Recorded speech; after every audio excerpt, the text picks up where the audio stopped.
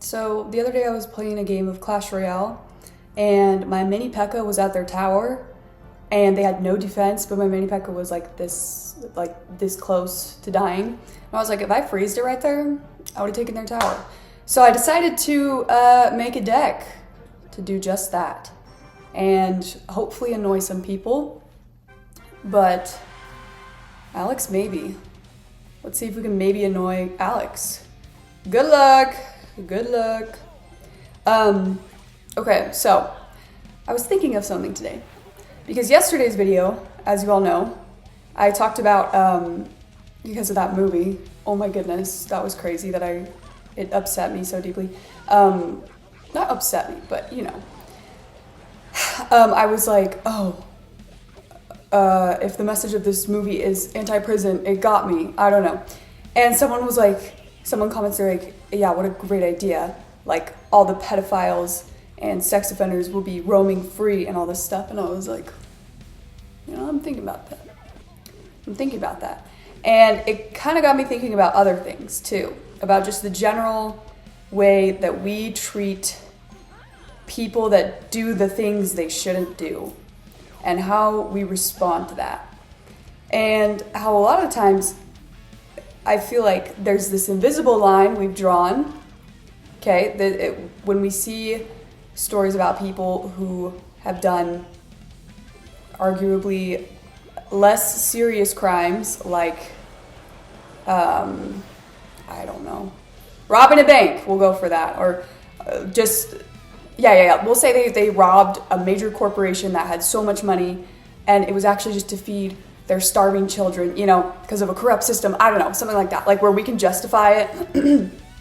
But then when it's like something major, like, I don't know, killing people or something, like, we kind of dehumanize people at that point. And I don't think it's because we're like, I'm a bad person and I don't like that they did that, so they're just stupid. I think it's natural to feel that way because you don't, like, your mind doesn't know how to comprehend something that to you is just so out there, I haven't done any damage to their tower. Okay, hold on, guys. Hold on, just a second.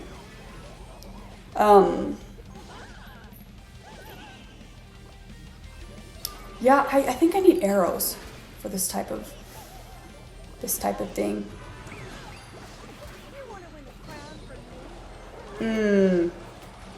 Yeah, that was a little bit dirty. Valkyrie. Okay, whatever. Anyways. Everyone just freeze, just chill for a second.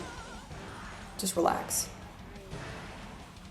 Hee. Yeah, that's right. Oh, that would have been funny.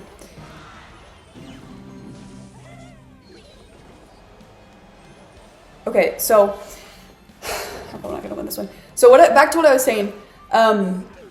It's very normal to react to people that commit very heinous crimes, so to speak, as if they were not human, because your mind is like, that's so awful that they would, like you see them as stripped from their humanity, so you're like, they must not be human. However, I do think that reacting this way does not help that person, the individual who's doing those things, thanks, good luck, elixir's leaking. I don't think that improves the situation at all. I strongly believe that shame is never, ever, ever a positive thing, ever. It never gets anyone to change, truly. It never builds someone up, ever. No matter what the action is. Don't care. And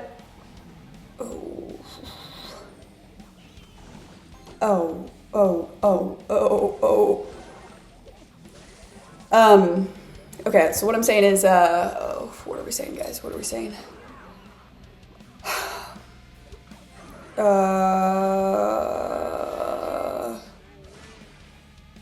what am I actually saying? Oh, okay. Yeah, there's just, if you want people to stop committing crimes, you can't put them in a corner and exclude them from your little circle of humanity and expect them to feel like they're ever going to want to change and to become a part of that circle, because to them they're just like, that circle doesn't understand me. I'm misunderstood by that circle. That will never be me. Oh gosh, I didn't even see that. Okay, 1 second, guys, 1 second. Yes, okay. Is this our moment? No, they got Mega Knight. Oh, this is our moment and we didn't even need freeze. That's kind of crazy. That's kind of embarrassing on their part. What I'm saying is, if there's someone that is committing terrible crimes, and if you tell them that they are disgusting and inhumane and they deserve to rot, the effects on that, they're not going to feel safe. They're going to feel like they are just hated by society and they're never going to change, ever. And then that's just going to increase because guess what? They are a part of a circle of influence. They're influencing other people. And at the end of all that, do you know what happens? Oh my gosh. At the end of all that, it just repeats itself. The crime repeats itself, and then it never gets better. And then people just, when it pops up again, people go, oh, shame, shame, shame. You know what? That's never going to work. I promise you. It will never work. You can't change people through negative emotions. You can't. I mean, unless we're talking about like remorse, but that's on their end, not on your end. I'm saying on your end.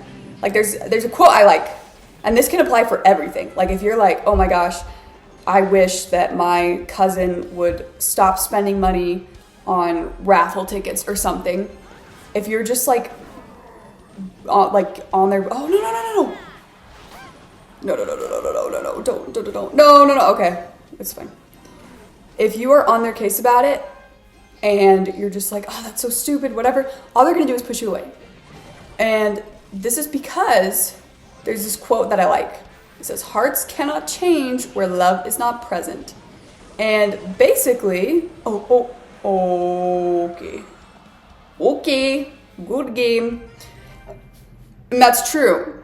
Because if you didn't just like get after your cousin for buying the raffle tickets, they would suddenly feel like you're a safe space to confide in, and they would see your example of not doing that, and they would, if it's truly bad, if you truly believe that their addiction to raffle tickets is bad, then guess what? They're going to truly face the consequences of their action, and they are going to eventually be like, oh man, like I'm broke, this sucks. Like, people will face the consequences of their actions. You don't need to add on consequences, because your consequences are never as good as the natural consequences, and all that your consequences are going to do, your consequences, is just going to push them away from you.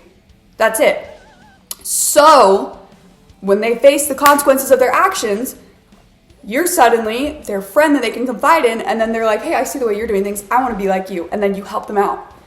So, same thing with criminals. I say criminals like this because since that movie yesterday, I'm like, it's so dehumanizing to call them criminals. But I don't know. I'm so uneducated, guys. I don't know what I'm talking about. I'm just talking. That's the whole point of this channel. I don't know. I just say. But with criminals, with people who are committing crimes, if we cut them off from society, if we're like, kill the beast, if we team up like a mob against them, guess what? They're not going to change, and your child's going to get assaulted again. Oh, who said that? What? Wait. You mean we shouldn't clutch our pearls and lock our doors? You're saying we should be kind to people and forgive them. Nice. Yeah, so I do see it's very important. It's very important to protect yourself, to protect your family, whatever. But what I'm trying to get at here is the reaction when these negative things happen, and in just day life, okay, we're gonna just squish this down to something far more relatable. When there's just what the heck? When there's just mean people, it's a paradox, because what the heck is the dog doing? It's a paradox because mean people are mean because she's like rolling like on her back, and not like rolling in a circle, but like pivoting, like without, like, you know how they spin. She's like hip hop dancing. Anyways, okay, so mean people are mean because they have meanness in their life. That sounds so funny. I feel like I could put that like that could be a meme, like a quote, my face in black and white, and then that quote, and it's like this is so deep and philosophical. It's really just mean people are mean because there's meanness in their life. What I mean by that is mean people are going through something, and when you respond with meanness, that just proves their point that everything sucks and they should just continue to be mean. But if you respond to their meanness by being nice, with time, it'll thaw down that layer, because they're only mean because they're just responding to their environment by being like, yeah, well, everything's just mean, you know, everything. Oh, no. Okay, player hog rider, I'm ready. You think I'm not ready? You think I'm not ready? Because I'm so ready. Oh, no! Wait, I wasn't ready. I didn't realize that ice spear. Oh, I'm ready. I was so ready for that. Holy. Okay, but what I'm saying is, it's like, think of you know how we refer to it, Cookie Monster pajama pants person. That's just like, I'll fight you. And you're like, oh, that's a little strange. It's just because they got things going on in their life. And they put out mean, and then if they receive mean, it's just gonna make this cycle even bigger. But if you're nice, and it takes time because you're like, oh, no, I was nice to someone that was rude to me, and they were still rude, and they got away. Okay. Yeah, well, guess what? You put the drop in the bucket. If you choose to be mean, you're going to get sucked in that cycle too. Anyways, enough of this. I'm done. We're going to look at News Royale. Merch tactics. Balance changes. Okay. Monster drink. I haven't got there yet. Okay. Thank you for buffing Electro Giant. Oh my goodness. Because when I got my 2 wizards there and I throw my Electro Giant in the front, I feel like I'm doing nothing. Skeleton Dragon. Interesting. And Royal Ghost. Okay. Scrolling through here. Why are you nerfing Baby Dragon? He does like no damage. Like, it takes him so long to... We're buffing Spear Goblin? Oh my gosh. Oh wait, this is all the way back in September. What am I talking about? Okay, whatever. Anyways, have a great rest of your day. I don't know, just freaking be nice or something. I don't care.